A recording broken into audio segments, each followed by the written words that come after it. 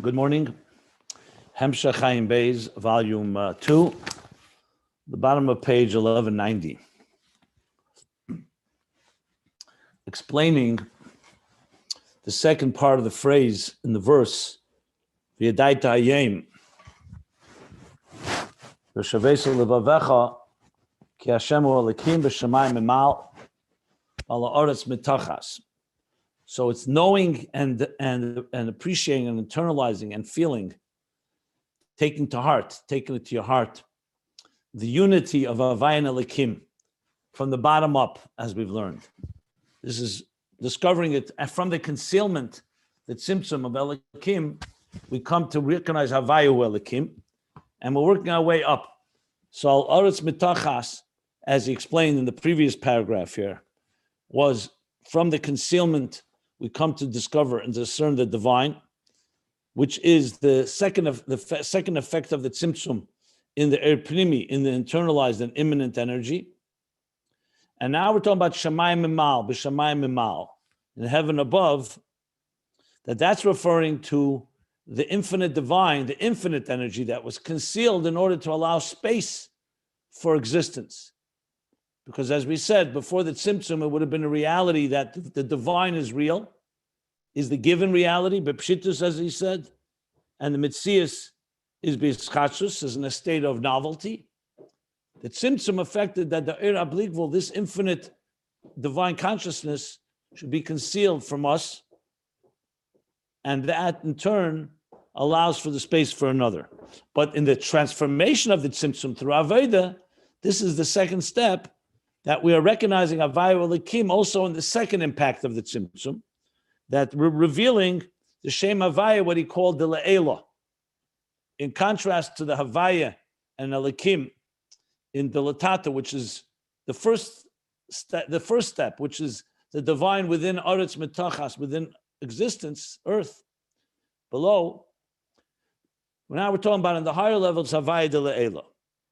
And we began discussing what is the uniqueness or the yisrein, the quality, the mila, the advantage of this revelation. So I yesterday explained it more in an introductory way without learning it inside, but basically he says that in contrast to the Pnimi, the energy there that you're revealing is an energy, divine energy that radiates in the worlds, alone, because that's already the divine energy that God already designated for the worlds. If you want to have something of the divine energy that reflects God, not as he relates to the worlds, mean God on God's terms, that's where the Eid Ein Sof Habligvul comes in, as we're going to learn now inside. Okay. I do want to say one thing about the question that was discussed here about the verse.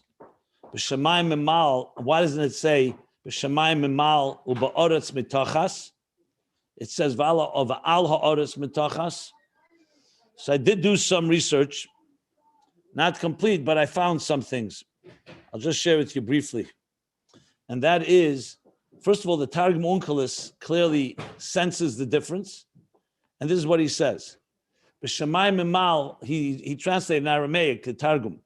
B'Shamayim Mimal is the place where the Shekhinah divine resides. B'ala Oretz Mitachas, he says, that's Shalit. You're talking about Shalit al-Ara.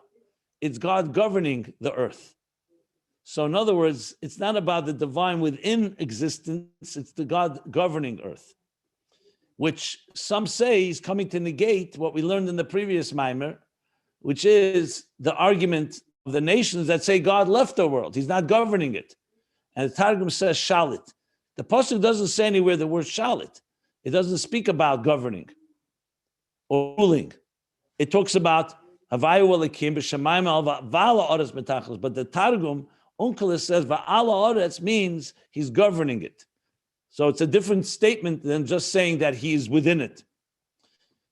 Now, in the commentaries on the Rebbe's notes on Tanya, in Shiur V'Amuna, the Alter Rebbe, of course, brings right at the beginning, he says he's going to explain this verse. And his question is, what is the pasuk coming to say, V'ala oretz mitachas? The Alter Rebbe says, does anyone think that there's a God to be found. He says actually found soaking. He was nishra b'mayim. He's soaking in the waters under the earth. Metachas la'aretz. So the Alter Rebbe asks.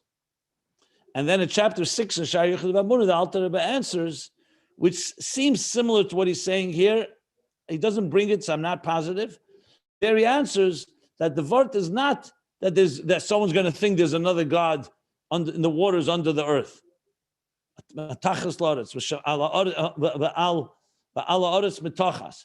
He says it's referring to the idea of Shem Elikim, that the existence, the material existence, is coming from Shem Elikim, that Elikim is also the real essence of the existence on earth. So according to that, Allah Aretz Metachas really means the same thing as B'Shamayim Emal. Just as God is in heaven, God is in earth. But according to the Targum, he does say that word, Shalit al-Ara. That's what I found so far. And based on what we're learning here, it doesn't seem like the Al is significant. That Al is just a matter of why the Pasuk chooses it, but it's not clear here. Because here he's talking about finding the divine within existence, meaning within the Tzimtzum. That in the Tzimtzum Elikim, you're finding the Havaya, the Havaya Elikim, B'Shamayim Al V'Al Oretz Metochas, meaning not just Va'al above. So then I go back to what I said the other day, that maybe he's referring to the fact that it's still, the Oretz is not as much a Keli Telekus as much as Shamayim is. But I don't know if I want to say that because it goes against some of the ideas that he expressed, that earth is not in any way less than Ruchnius, as we learned in the previous Maimer. So the Va'al still remains somewhat not clear according to this interpretation. But according to the Targum, that it negates the idea of God leaving earth, it makes sense. It means God is governing earth. Anyway, that's what I would add to that, but let's move on now where we are here.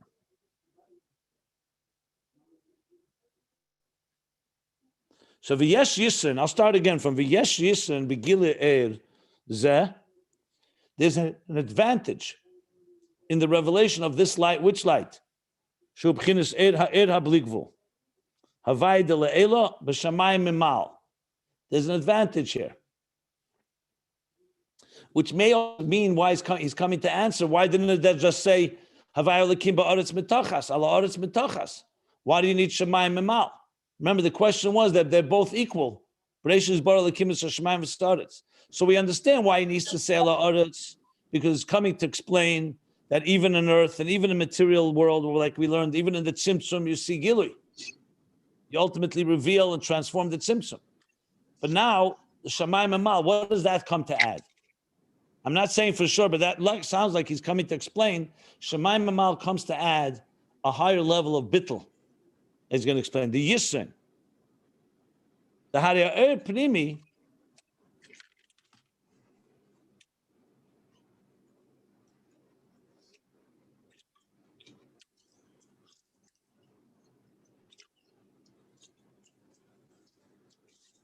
the Pnimi, who are the Pnimi, as we learned, the Kav, is the light, the divine energy, to radiate and energize the world's existence. Bilvad. That's its role. It's only to do that. So in a sense, it has a limited function. It's a critical function, but that's what it does. Its function is to radiate, to create and radiate in the worlds. It doesn't have the element that we're going to learn in a moment that the Eir HaBligvul has, which is all of divine expression. That's not kamoya atzmus because it's only reflecting the part of atzmus that's expressed in the energy that's tailored toward existence. On the other hand, the infinite divine light, on the other hand, that's reflecting atzmus in the sense, all of atzmus, not just one track as it relates to existence. And I explained yesterday the meaning of it, that even though Atzmus is truly equidistant from Bligvul than from Eragvul, because God is not closer to infinite light and to infinite expression than he is to a particular expression, which is pnimi, but from the point of view, from us point of view, the oblique captures much more of God's expansiveness and capacity to do anything. Like we speak in the analogy about the artist. Pnimi tells us about the artists within this piece of art, these 10 spheres. But what about the artist's capacity to create infinite types of art, other types of art, or even things that are not even art? That's what the oblique tells us.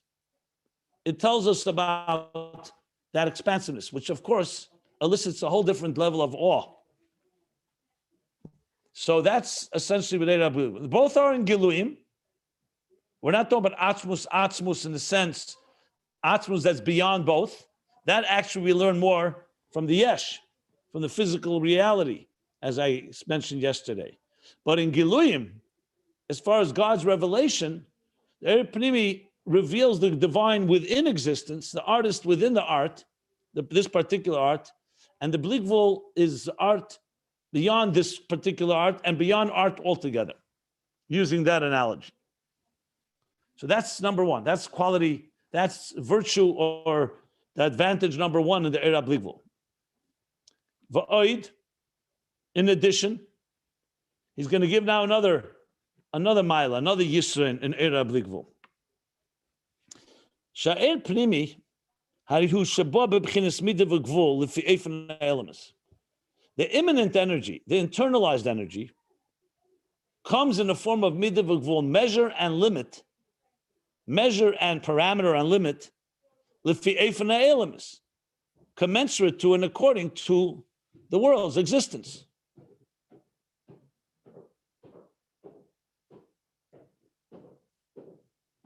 V'gam kasher meir ha'er, and he's qualifying. And not only is this true that when it's concealed within existence, like we spoke, the Tzimtzum, the Isalmos, but also when it radiates, when the human being through Avodah reveals that Ur, through Birurim, like we discussed. When we reveal godliness in existence,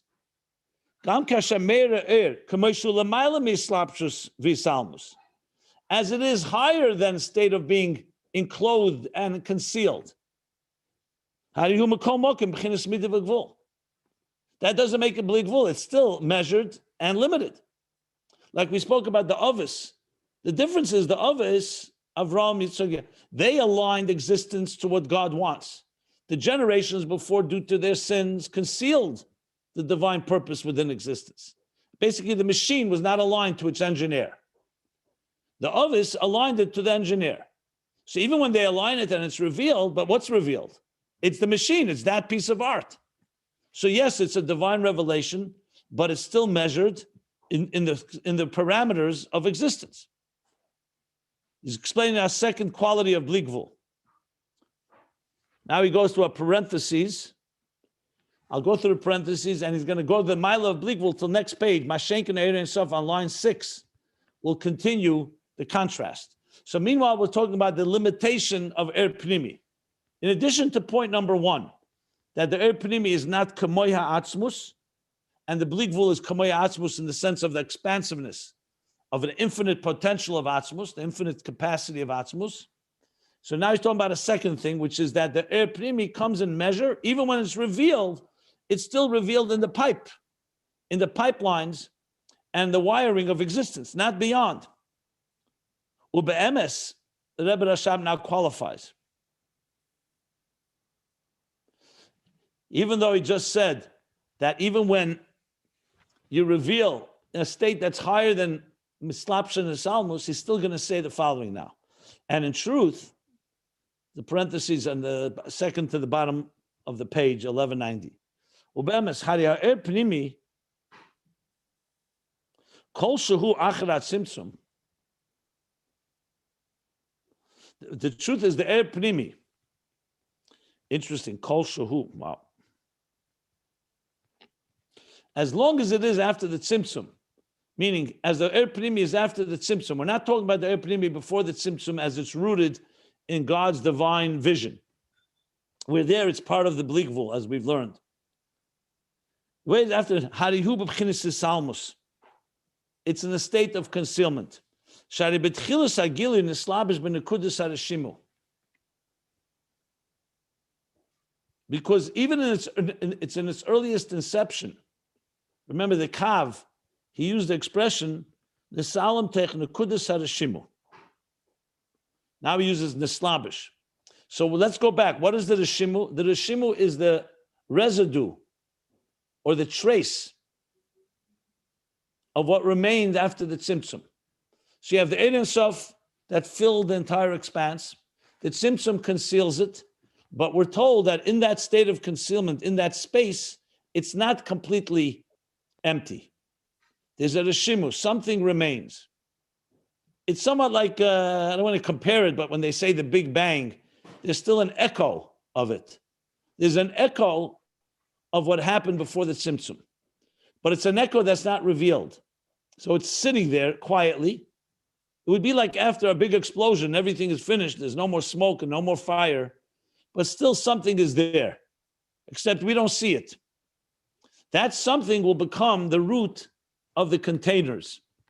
So the Kav is a gilui, is a revelatory force that will emerge from the light before the Tzimtzum. The Kav, however, does not bypass the Tzimtzum and the Rishimu.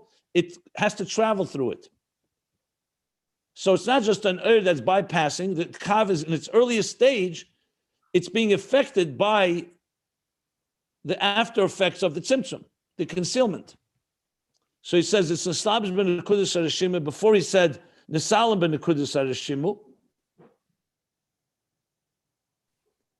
V'im case, and according to that, even that which I just said, not only when it's in a state of concealment is limited. I said that the Rebbe Rashab just said that even when it's when it's being revealed, it's still limited. He says even when it's in a state of gili mamish legabe atzilus, v'av gam legabe l'maylam atzilus, even when it's in a state of revelation, not in a state of concealment, compared to Atzilus, it's still an that, relatively speaking, is still called a concealed not the way that would be completely untouched by the Tzimtzum. I'll explain what this means in a moment.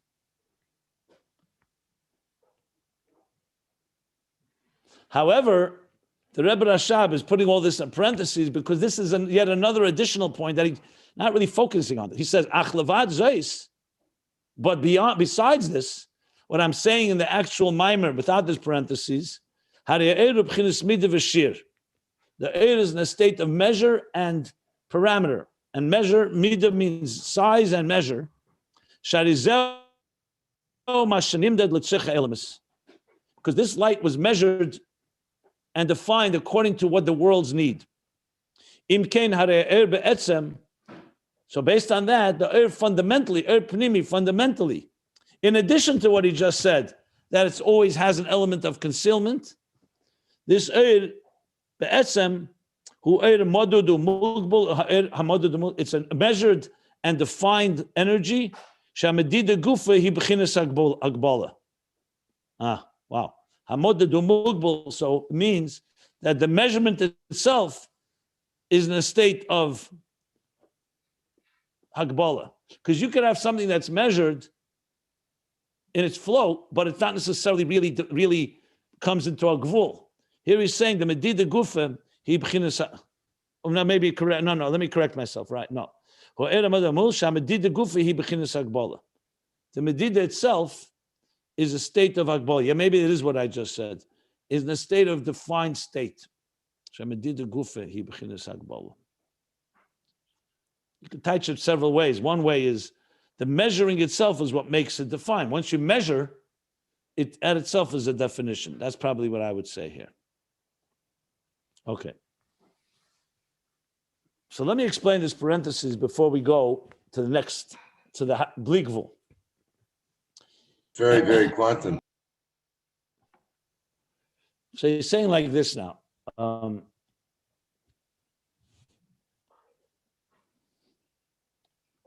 the first point, I'll just repeat the first point for context. He's explaining that the first thing is that Eir HaBligvul has the quality that it reflects, as I said, everything God is capable of, all types of art and things that are even beyond the art.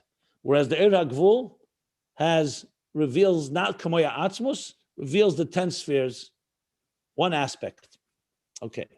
He says, V'oid, in addition to that, the Eir Pnimi, just 1 second.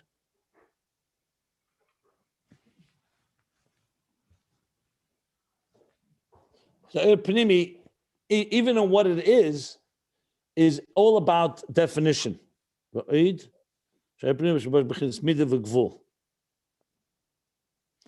It's defined by definition. So the first point, you could say, how is this different than the first point? Well, here's the difference. The first point, the focus was, is it like Atzmos, or is it only one track? The focus was not so much about limit, but more, is it like Bligvul, which is the expansiveness of Atzmos. So the Eir Pnimi doesn't have that.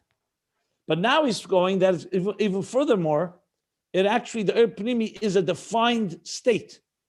And being a defined state, it does not have Bligvul in it on its own.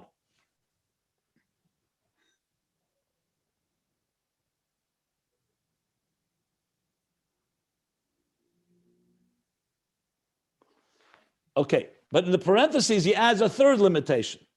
He's saying even this Eir HaGvul, even when it's revealed, like I gave the example, a person living in this world like the Ovis, and they aligned existence with God. So everything is revealed. Basically, there's no Tzimtzum. He still there's a Tzimtzum that impacts it, because even in a revealed state, it was impacted by the Tzimtzum that caused it and shaped it to become what it becomes. The question is, what's the difference between that and saying Midah v'Gvul? He clearly says it's two separate things. So here's how I would explain it. The Midah v'Gvul part tells you that it's defined and not infinite. The Hisalmus tells you, he says it's not like the Etzem Mamish. So let's explain what that means. If you recall, we learned that the Eir Pnimi is rooted before the Tzimtzum.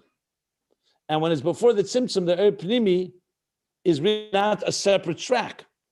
In other words, in the infinite possibilities that God has in the Bligvul, he envisioned the 10 hidden spheres, is envisioning the structure he wants to have. But the Tzimtzum didn't happen yet.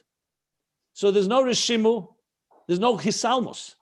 So this is basically within the divine infinite consciousness, he wants to have an Eir Pnimi, an Eir that will enter into existence. You can't call that Midah v'Gvul, and you can't call it Hisalmus. So both things you can't call, because it's not really measured yet. It's God envisioning measure, so to speak. It's the artist in his infinite possibilities, and even beyond being an artist, is envisioning he's going to create one piece of art. So even if you want to call that a Midah v'Gvul in potential, but Hisalmus for sure it's not, because it's all part of a revealed state. The divine consciousness is completely dominant there. That's why you need the Tzimtzum, because without the Tzimtzum, without the concealment, those 10 spheres, that structure of Midah v'Gvul envisioned by God will never emerge. It'll be completely submerged and overwhelmed by the Eir HaBligvul. And as a matter of fact, we actually learned it's part of the Eir HaBligvul. Shir Atzmei, that the infinite is envisioning the finite. So as infinite envisions finite, there's no concealment there. Whereas the finite becomes separate, the Tzimtzum then separates the two. Remember, it conceals the infinite and shapes the finite, but now the shaping of the finite is actually impacted by the Tzimtzum. Yes, it's rooted in God's envisioning, but now a new force has come into play. It's called Tzimtzum. So even in its most revealed state, the Kav, after the Tzimtzum, even when everything is aligned to the way God wants the world to be, like the Ovis, without sin, there's no concealment. It's still fundamentally concealed, because for it to be a defined entity, it requires the Tzimtzum to so-called separate it from the infinite possibilities that it was submerged in before the Tzimtzum. So that's what he's saying here, that the Hisalmus is there even in its most revealed state after the Tzimtzum. But he says, this is besides the fact that there's another limitation, that it's measured, that this Eir is measured. So there's two elements to it. One is that there's a measure to it, and one is that this measure goes through a Tzimtzum that impacts it. Yeah. So to make it even more explanatory, let me use the example of a teacher. The teacher has an infinite brain, an infinite mind, understands something in all possible ways. He needs to now communicate and convey this idea to a limited student who has a limited mind.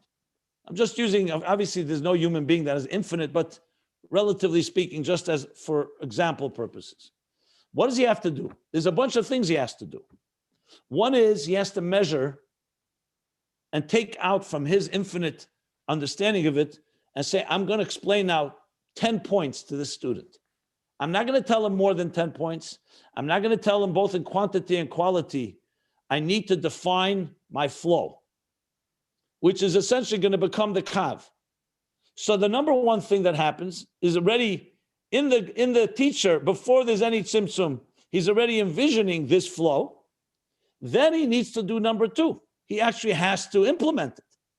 He has to now conceal the intensity of his understanding. He has to make it tzimtzum, and an actual kav has to be affected by that tzimtzum. In other words, it's not enough for the teacher just to envision a limited flow, because it's still under the impression and impacted by the infinite. So he actually needs to conceal. So besides measuring, he needs to stop, like almost like a dam. He needs to silence the sound of the infinite intelligence in order for this to manifest. So he needs to measure and concealment. Concealment alone is not enough, because you don't have, then what are you going to convey? You need to have a specific plan. So you must have the kav, but you need the kav to be affected by the helam. So you need his salmus and you need measuring. So there's the measuring that happens before the tzimtzum, then comes the concealment, and now comes the kav, the actual implementation of the measure, the midav gvul. So the er pnimi basically is limited in three ways now. It's not kamoya atzmus, that was point number one, because it's specific and not in all its possibilities. Number two, it's a measured flow, midav gvul. And number three, it's impacted by a concealment. Even in its highest state, it's impacted by a concealment. Now, er pnimi before the tzimtzum, Taka doesn't have his salmus. There you could say there's no concealment. But that's not what he's discussing. We're talking after the tzimtzum, obviously, here. But that's going to be another discussion. If you recall, when he spoke about the ayin of the yesh amiti, ayin yesh anivra, that's what he spoke about. The er pnimi as it is in its root, when God envisions it, there you can say, why is it different than God envisioning er habligvul? But even there's a difference, because one is kamoya atzmus and one is not kamoya atzmus. Now we're talking after the tzimtzum.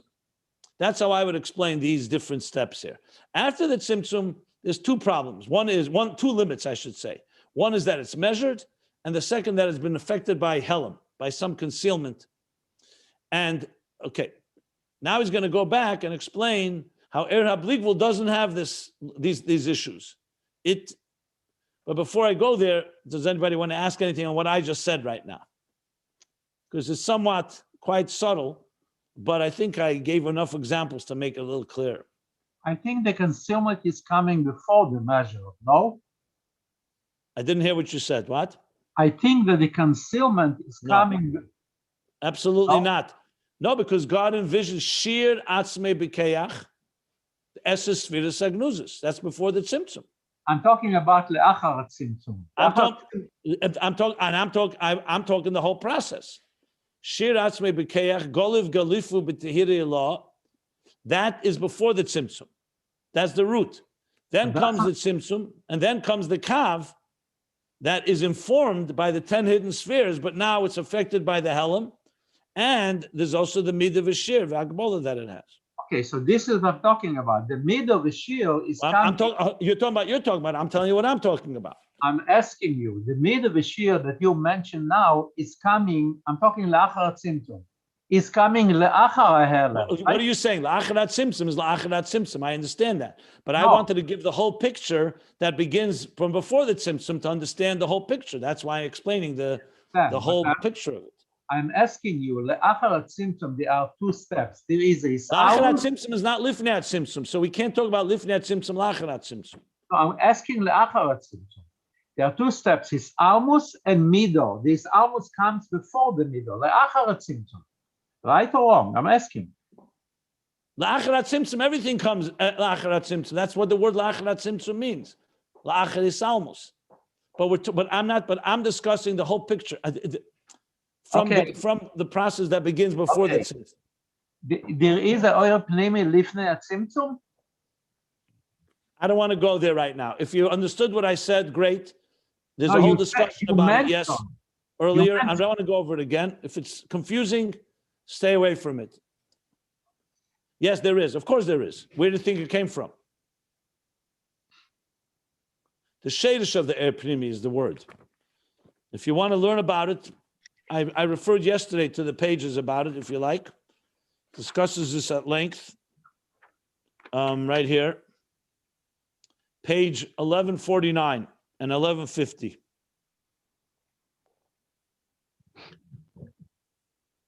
Especially 1150. But the point is, it's called Shiur Atzmei B'Kayach, Goliv Gelifu B'Tihiri Allah, Beresh Menusa Demalka, Goliv B'Tihiri Allah, the 10 hidden spheres. It's the first time you heard this? No, I heard it. Thank you. That's the root of the Er Pnimi Lifnei Tzimtzum. I just wanted the full context. So yes, practically speaking now, the bottom line is, like he says, Ube'emes, Hari Er Pnimi Kol Shehu Acharat Tzimtzum.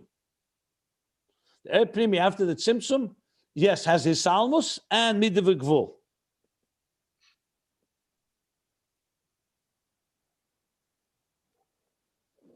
Yeah. Rabbi Jacobson, the midah gavul, of course, that starts before Tzimtzum. Then there's Tzimtzum, we had his almos, and we still remain with midah gavul. What in your muscle of the teacher-student, what's the effect of this almos? That's what I'm not sure.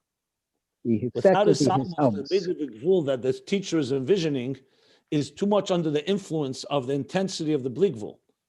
You need to separate. He needs to silence that. Because as much as he says, I'm going to teach my student, he needs to first conceal that full intensity of it. So even though he's envisioning it, and I want to explain, I didn't say midah v'gvul begins before the tzimtzum. But I said midah v'gvul, the root of midah v'gvul begins with Shiur Atzmei B'Koyach. But the reason you need tzimtzum, because you need to ultimately quiet down the intensity of the infinite. It's not enough. It's like saying, why doesn't just God create the world with the Er HaGvul before the Tzimtzum? What does he need a Tzimtzum for? The answer is, because the Tzimtzum, you need room for the Zulas, for the other to emerge. So the fact that the teacher is preparing the ideas he's going to give to the other, that's still not enough. You need the other to emerge. The Tzimtzum creates that there shouldn't be Elikuz b'pshitas ve'elemis b'schachos. Remember, envisioning midah v'gvul before the Tzimtzum does not take away that you're still Elikuz b'pshitas. Still Elikuz is the dominant feature. It's only Elikuz is envisioning what's going to be after the concealment. But remember, the first effect of the Tzimtzum is critical because without it, all existence will only be, there would be no existence. Everything would be submerged in the divine reality of Elikuz b'pshitas and Elemis b'schachos that we learned on the previous page. Hello. You have to never forget that's impact number one of the Tzimtzum. Impact number two is to actually measure and create a measuring rod, the kav, that will measure the actual energy that was envisioned. Remember, before the Tzimtzum, it's not an actual creation. It's like the architect is envisioning what the building will look like, but you still don't have a building. Now you need, besides the concealment of the bligvul, you need now people to come and say, okay, here we're putting a pipe. We're going to brick by brick. This is the role of the kav.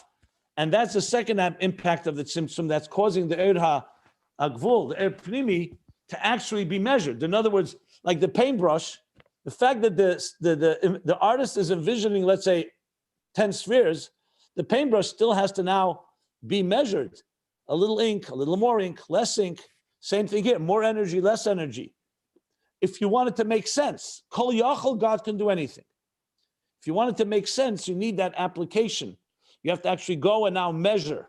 Like B'Tzalel, he built the Mishkan. It's not enough just the vision of the Arden. He has to actually take the gold and the silver and the copper. How much are you going to make? You measure it, you create it, you're building it. That's all after the Tzimtzum. So number one, midah v'gvul.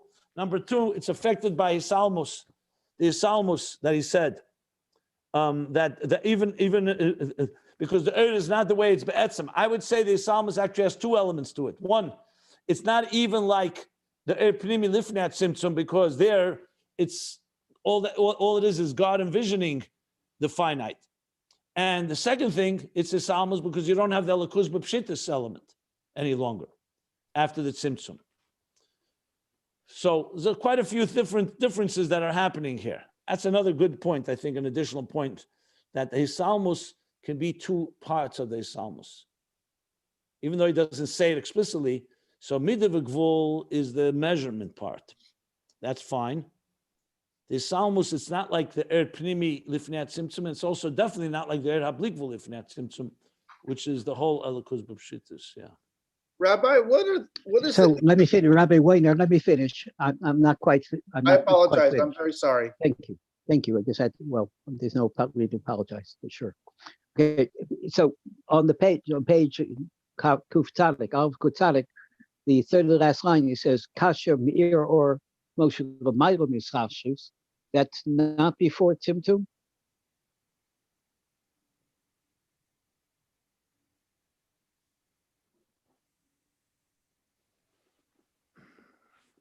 Well, there he's referring to what he said earlier, if you recall, if you go on the previous paragraph, he said when we transform the Tzimtzum and we bring through Birurim, Oyer, into existence, we said, you're reaching a place, so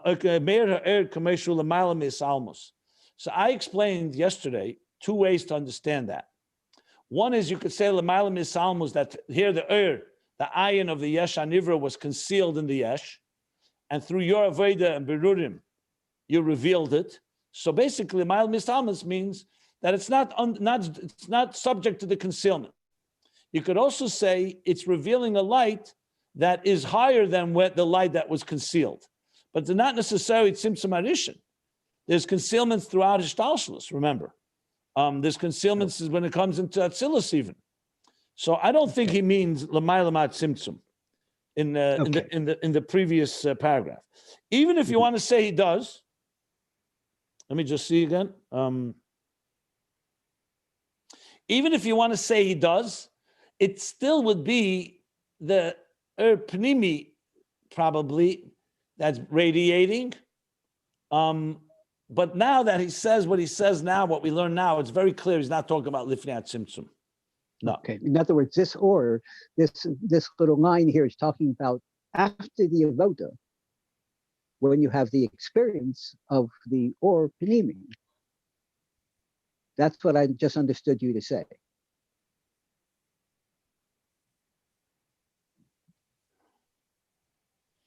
Look, in the overall picture, when everything will be united, you could say that in the Pnimi, you'll be able to experience the Lifnei Tzimtzum. But I don't think he's talking about that right now in any detail, for sure not. Because he makes it clear in the parentheses, look what he says. Read the line before the line you just read.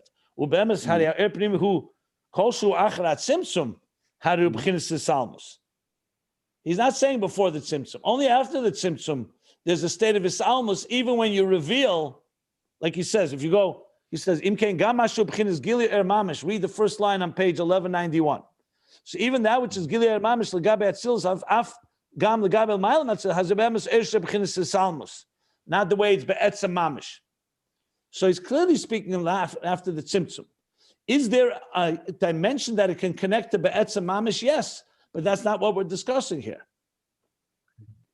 All right, and the next question is that we've been describing is almost as the Tzimtzum, and he says specifically it's Ravesh in the Kudas Bashima.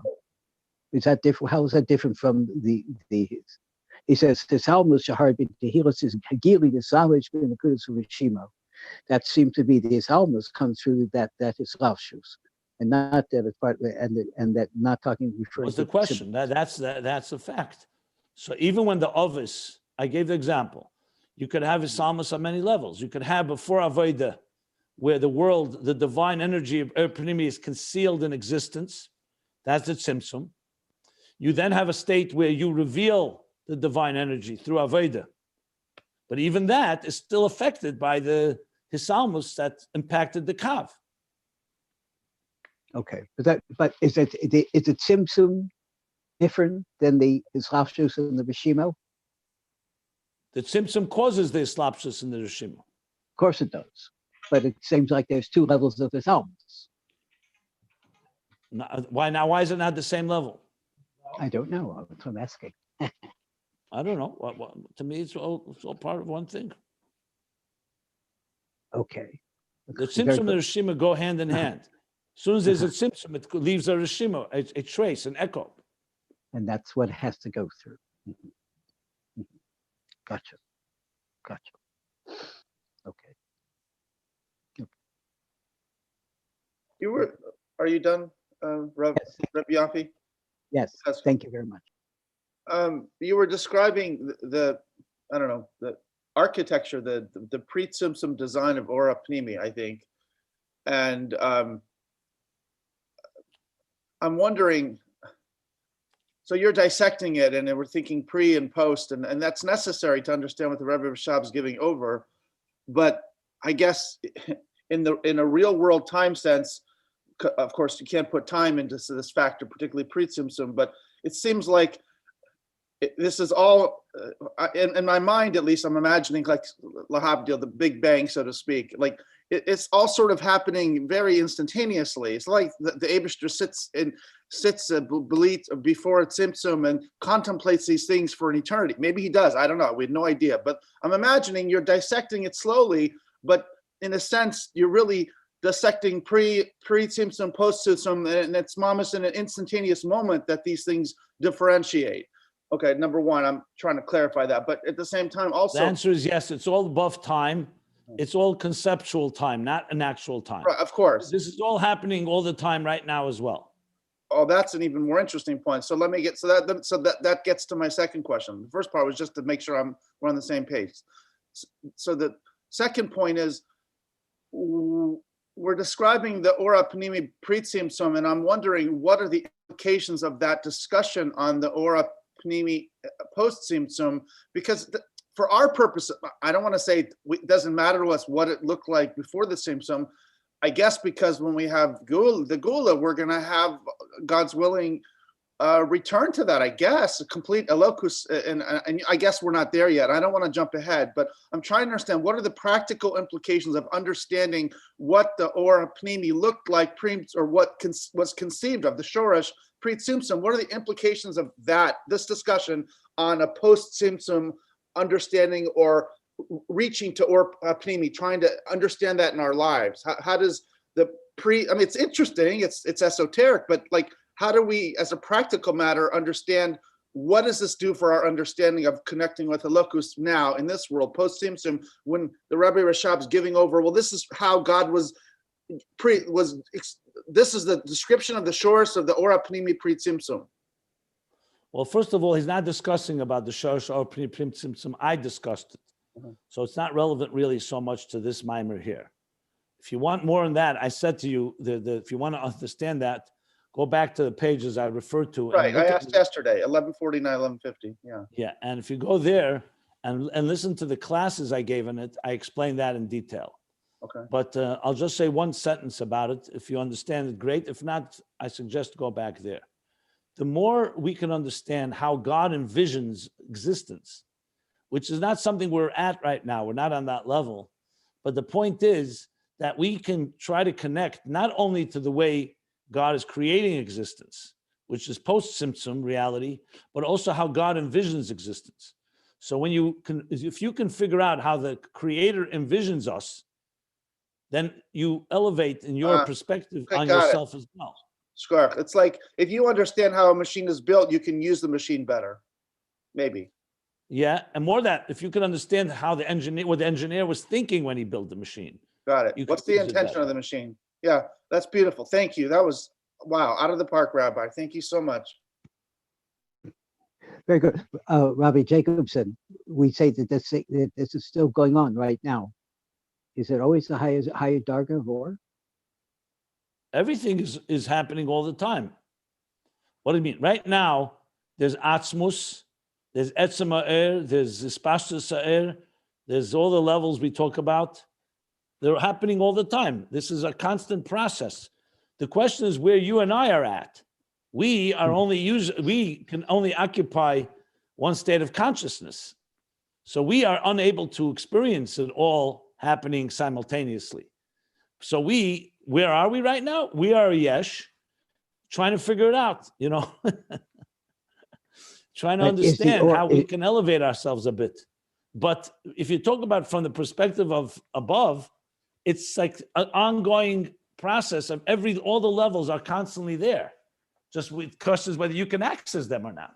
Like when the Rebbe says, the Rashi, by Shmini Atzeres, after Simchas Torah, he says, Hashem says, since you'll be leaving the palace soon, Kosha alai pridaschem. It's difficult for me, your separation. So let's make a party, a one-day Shmini Atzeres, one day, just you and I, the king and the queen. Ano Malka Bilchedehi. So the Rebbe asked the question, why does it say Kosha alai pridaschem? It's difficult for me, your separation should be our separation. And the answer is because God never separates from us. We separate from him. We, in our perception, at times we feel close and at times we feel distant. God never changes. From God's perspective, God is as close to us on Simchas Torah and Yom Kippur as he is in the middle of a Wednesday morning. Chav Vav Oder, Tavshin Pei Aleph, in Chutz La'aretz, on Zoom. But we feel, so you have to, that's the key distinction between, in a way, Lifnei Tzimtzum and Acharat Tzimtzum. Lifnei Tzimtzum is God's consciousness. Acharat Tzimtzum is our consciousness. And the difference between Das Elyon and Das Tachton in its ultimate sense. We are trying to understand how God sees it. But at the end of the day, Elokus B'Pshintus is not an easy thing to experience. At the end of the day, even when we learn about it, we're still learning about it through the eyes and lens of Metzias B'Pshintus, Elamas B'Pshintus. So that's the point. And when you're focusing on the Melmata Lamailo, which is really the main focus. So yes, Torah gives us a vision and a picture from above, and we learn it, we try to integrate it as much as we can. But it's when we start working on the V'yadaita Hayim, what you're asking is exactly that. This is what our hard Aveda, to recognize and to Hakara, Hargasha, to recognize and get to know intimately Havayu Elikim, Shamayim Mimal, Oretz Mitachas. What we're talking about exactly is what the pasuk is telling us to do. That was wonderful, Rabbi. That was really clear. Thank you so much. In this that we say, Hamachadish B'Tuvo, does that mean that there's a new Hamshacha, Mitzad Pnimius, constantly going on? Not necessarily. Hamachadish B'Tuvo B'chol Yom Tov and Ma'aser Bereishis that the Alter Rebbe teaches in Shayach V'Amuna is primarily the divine energy that's going into existence, not necessarily the divine energy as it's coming from its source. That's another discussion. And so that's number one. Number two, the fact of the matter is God is running the show. So if he's energizing existence every second, so in the technical sense, you could say it means that he wants it every second. So how high does that go? That goes. But remember, Rosh Hashanah has a very particular way, in form of Ischachus, that we say goes all the way to the source. It could be once Rosh Hashanah comes, the Eibishter already now has allocated the energy for the year, and that energy is renewed every day and every second. So it all comes down what you mean by Er Chodesh. Like when the Alter Rebbe says in Siman Yudalet 14, and I guess okay, she says every Rosh Hashanah comes a Er Chodesh and Mechudosh that never existed and never will exist. He doesn't say that on every day or every second. Even though technically you could say 1 second, and when God creates the world right now, is it not a Er Chodesh? So the answer is it's Er Chodesh on levels of Ishtalshlus. Er Chodesh, like a completely new energy, like we say, let's say Der Hashvi. God gave a generation a new energy to bring the Geula. You don't say that on everything. There is a concept of Chodesh that only comes in certain times. But it's an interesting discussion, but really not really relevant to what we're talking about now at all. When we talk about Hester Panim, Let me ask you, I'm happy to take questions, but is no one interested in hearing what the Rebbe Rashab has to continue to say here? well, I think these questions relate to what he's saying. Okay, go ahead. It's to clarify. It's birurim. Okay. In the Hester, so the Hester that we are experiencing now. Okay, so you're saying the Eibishter, the pre-Tzimtzum Elokus is there. It's just we have a harder time accessing it post-Tzimtzum, and there's a Hester. But we know that from Jewish history that there are times when God is quote unquote closer to his children when we're behaving, and there are times when he's further distant.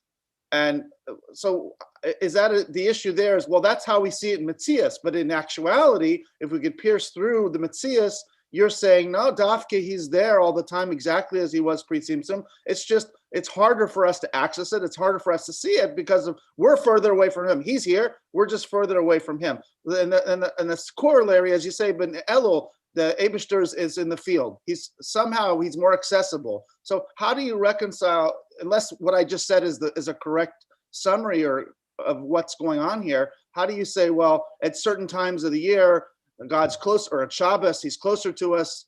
How do you reconcile that with you saying, well, no, in fact, he's essentially always there, pre-Tzimtzum, we just have maybe a harder time accessing it?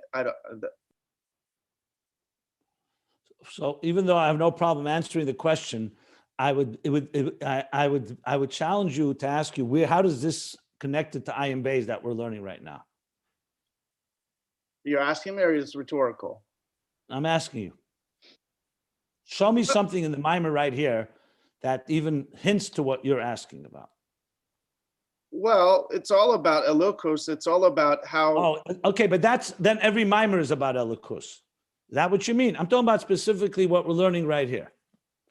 You find something here you're talking about the refinements. Look, he doesn't mention Shabbos. He doesn't mention Elul. He doesn't mention Hester Panim. Okay, fine. But okay, I'm abstracting. So here's what's rhetorical. I'm trying to teach you not just what says in the Mimer, but how to learn. When you learn a Mimer, I give examples. The examples are meant to help us understand what it says in the Mimer. Once we go, what's called going off on a tangent doesn't mean it's not a relevant subject matter. It just distracts from what we're learning right now. What you're speaking about is a very important conversation, but has really nothing to do with this Mimer. I'll just tell you that. And so, yes, it has to do with your processing what we're talking about in this Mimer, but nothing to do with the actual Mimer. But this is the part of the learning, Siman. Okay, so then where do you make it? So where, as a teacher, tell me, this is exactly what the reason you need his Salmos. Because as a teacher, tell me, so where's the limit? Let's say we start now talking about this and then we move on to, we could talk about so many things that have nothing to do with this Mimer. Is there such a thing as focused on the theme? It's not, I'm not criticizing anyone. Well, the direct connection, you want to litigate, I'm a lawyer. The direct connection is you're talking about the degrees to which there is a hisalmus of the or, okay? That's not correct. What we're discussing here in this Mimer, if you want to sum it up, and I wish someone did sum it up, I'll sum it up, is the Mila of Er HaBligvul over Er HaGvul. That's what he's talking about here. Right, which is the difference, the distinctions between those two concepts of or. The line that speaks about the Mila of Er HaBligvul. How do you know what he's going to be saying? We're middle of literally of a paragraph. The word hisalmus is mentioned in 4 sentences about 5 times. So that's okay, how I don't want to debate this. I think that since there's one teacher here, that's me. I'm sorry. I'm Look, gonna I'm have to sorry. decide. I withdraw the question. Okay. I'm sorry. I'll just. No, let me tell you what I want to say. This is also part of the learning process. As the teacher here, I have to make a decision what I think is part of the discussion here and what is going off on a tangent. Okay? Maybe some of you may not fully understand why I'm doing it. That's why I'm explaining myself. Right now, what you're asked is a good question. I didn't say it's a bad question. I just say it's a question that's a different subject almost entirely. But I said before I would even answer it. The reason I would answer it because sometimes you have to satisfy the audience, you know. So here's what I would say. And this requires hours and hours of discussion, not 2 minutes. You're asking a question, when God sees us and he's right here with us and we don't see him, is that just a small technicality? Like, you know what? God is here all the time with us, 24/7, and we just don't experience him. Is that just a technicality? You call it like, oh, it's just we don't see it. So I would tell you it's not a technicality. It actually led to the Holocaust. It led to murders and wars and injustices and some of the worst experiences of the human race. So the fact that God is with us and the fact that we don't experience it is a matter of life and death. And that is what God created. That's what the Tzimtzum creates, a reality that we do not see the truth of the divine within everything.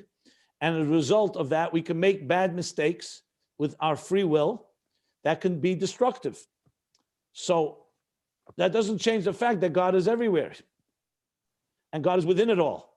Now comes the strong, heavy, and the hard work and the heavy lifting of figuring out how we, on our terms, can recognize the godliness.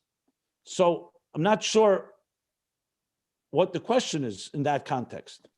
Well, I think it's more, I'm taking you down too distant a tangent. I did, by the way, I wasn't chas v'shalom making light of the fact that we can't see or access God even though he's here. That's the whole reason we're learning, right? So, and that's the problem. You're right. It's the fundamental problem. I wasn't making light of it. I was just trying to clarify what's happening in reality now, not to make light of it. Like if it didn't matter to me, I wouldn't be learning. Obviously, I want to connect with the locus, and obviously the world would be a better place if everyone else saw a locus and tried to bring it into their lives. That's the whole point. That's where the gula is. But anyways, I think these are, I'm trying to understand that the stuff about pre-Tzimtzum, to going back to the Rabbi Rashab in the article and the Mimer, it's extremely esoteric, and that's wonderful. I want to learn it, but I also want to have it help understand it. How can I use this to make me a better yid, to make me help me get closer,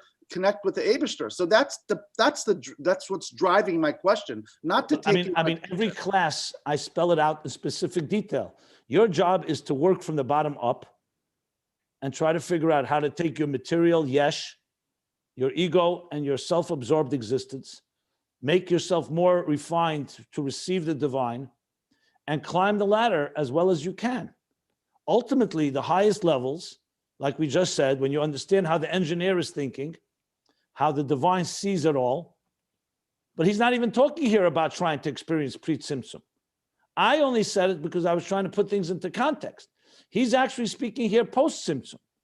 That post-Tzimtzum, the Er HaGvul, as much as it's powerful, has its limitations. That's where we're at right now. And its limitations he spelled out, are generally two, but it breaks into three with the parentheses. Number one, that the defined divine energy is not kamoya atzmus in its full glory.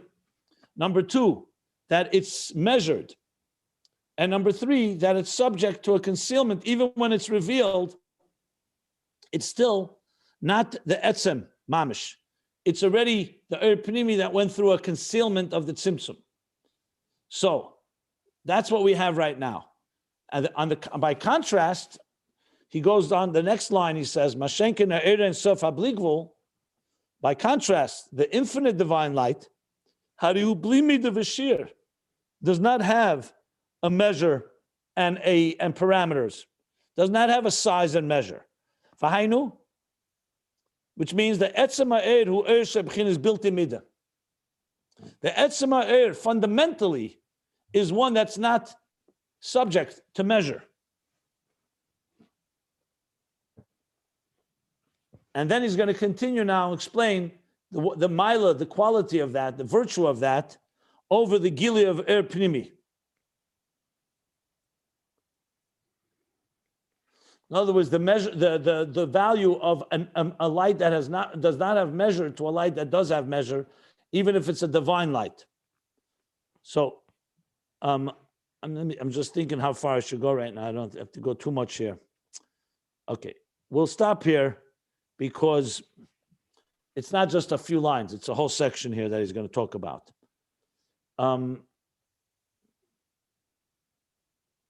So just to sum it up and keep it focused on what we're discussing here,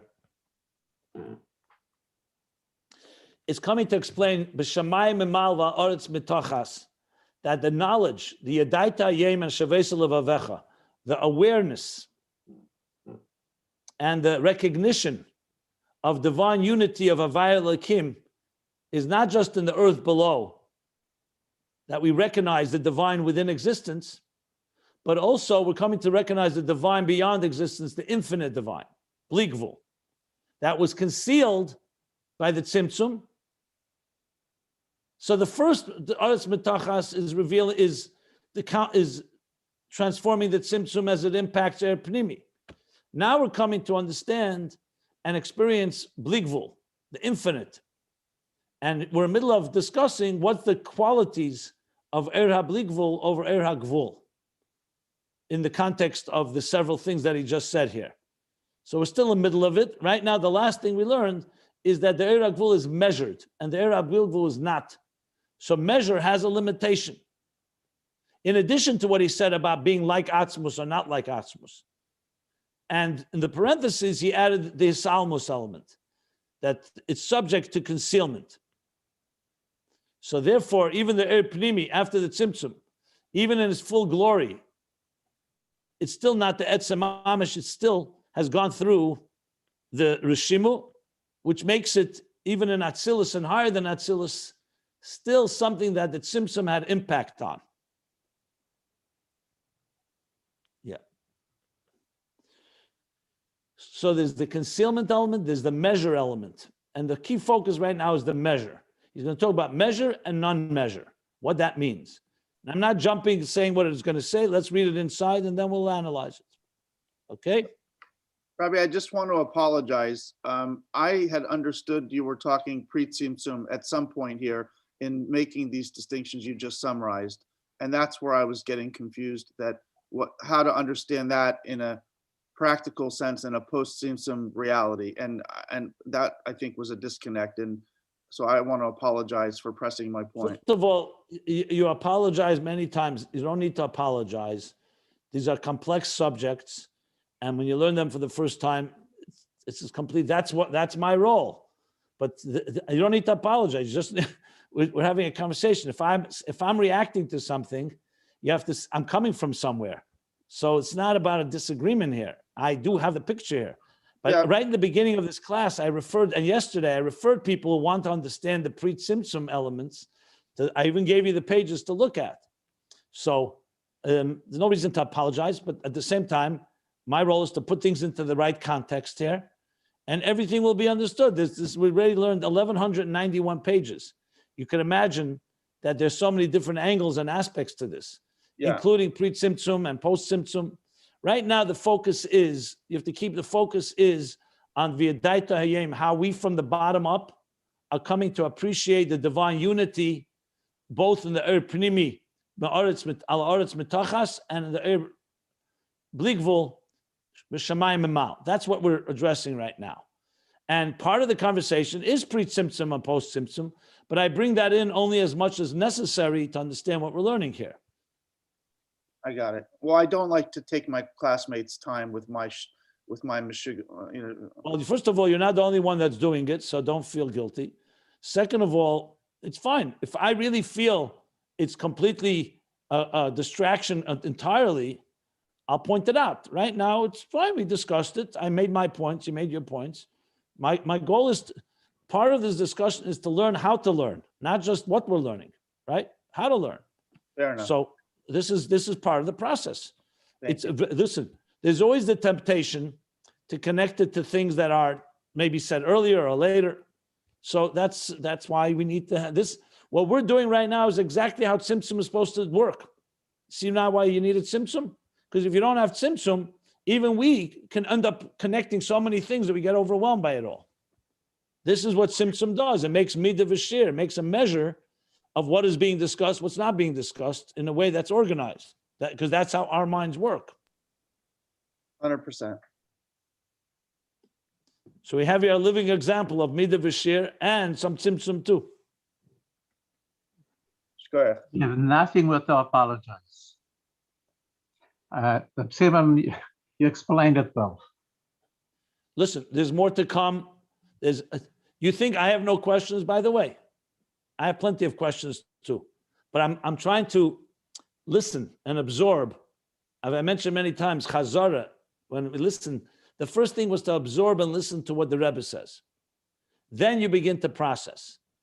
So it's a challenge. We all have the temptation to process before we absorb. I'm not going to challenge anyone, but if I would ask you, can you review the last 3 pages without looking into the book, what was said? If you can't do that, so tell me, you're going to bring other ideas in? You can't even focus. First things we need to know what's being said here. That's my goal here. And and paradoxically, the ability to be able to remember all of Ayin Beis is precisely when you don't allow yourself to go everywhere. You focus where you are, absorb it well, keep the flow going. That's the most important thing. What is the Rebbe Rashab trying to convey here? Obviously, there's so much to be said here. I can talk for hours. We can talk about Tzimtzum and post-Tzimtzum and pre-Tzimtzum. And we have spoken about it. So there's a lot of classes here. We've done this for many years. But fine. This is heavy stuff. The Rebbe Rashab is now addressing big, big topics here that cover everything. I think if we go step by step, we will, like you said, hadraga, step by step, we will come to clarity. I make another suggestion. If you have a question and you don't know if it fits or something, you could always write it down. Take a pen and just write down a note for yourself that when you learn this and this idea, here is your question, and you could always bring it up at some point. Or it may be answered in time. There's nothing wrong with doing that. But I definitely don't want to silence anyone. My interest here is not to silence you, don't ask questions. Please do. And I'll point out to you if I think the question is directly on the subject or it's on a different subject, which doesn't make the question legitimate. It's just like, the Gemara says, when you're Isaac in one sugi and one masechta, it's difficult to be asked about a different masechta. But sometimes there's overlap, sometimes there isn't. It's case by case anyway. Okay, so we're on top of page 1191. We're in the middle of understanding measure and not measure and the quality of Bli Gvul in this context. And okay. Also doesn't hurt if you read ahead and maybe you prepare yourself so you can see what's coming.